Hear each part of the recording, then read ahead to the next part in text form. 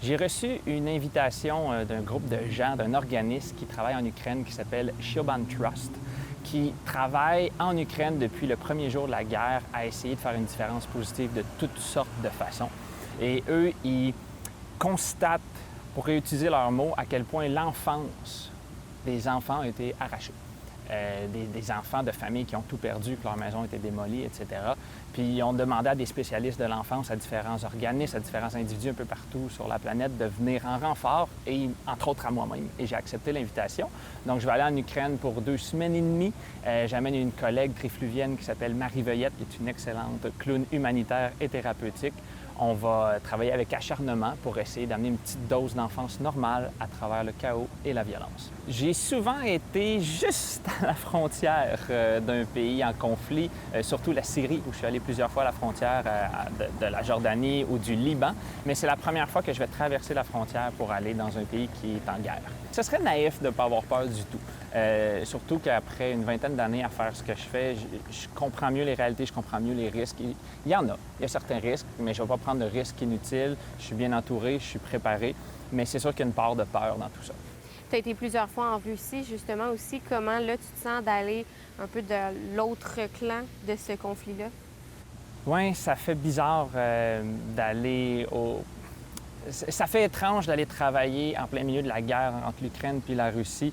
Puis en fait, c'est pour ça que j'ai décidé de le faire. Je l'ai accepté à mon nom personnel. Je ne suis pas affilié à aucun organisme du Québec, du Canada pour y aller. Je le fais bénévolement parce que c'était important pour moi. Ça prend un sens de plus. Au-delà du fait que la guerre me dégoûte, me bouleverse, me brise le cœur, bien, l'attaquant, les méchants, les ennemis, bien, c'est ma deuxième famille. C'est ma deuxième maison. Je suis allé en Russie plus d'une vingtaine de fois. Je me sens comme chez nous là-bas. Parmi mes meilleurs amis au monde sont en Russie.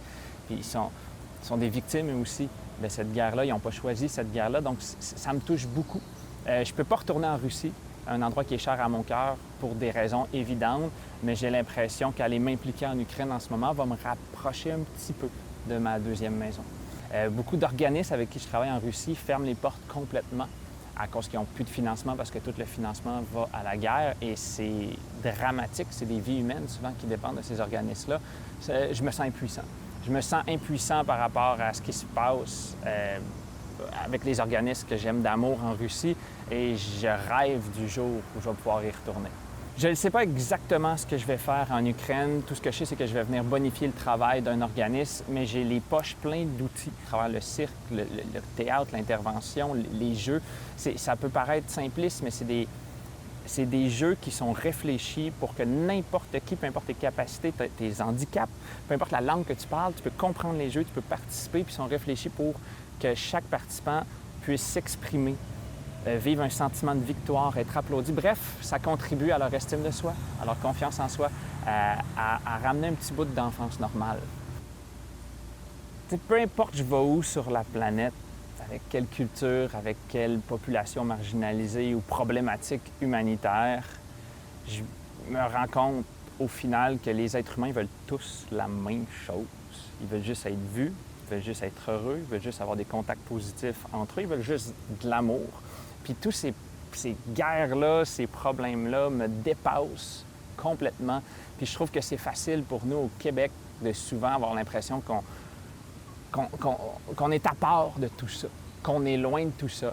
Puis je pense que c'est important qu'on réalise notre chance, puis qu'on réalise que les gens qui vivent ces situations-là sont exactement le même genre d'humains que nous sommes, puis que ce genre de problème-là peut nous arriver éventuellement dans le futur. Fait que de ne pas le prendre pour acquis, puis de réaliser notre chance.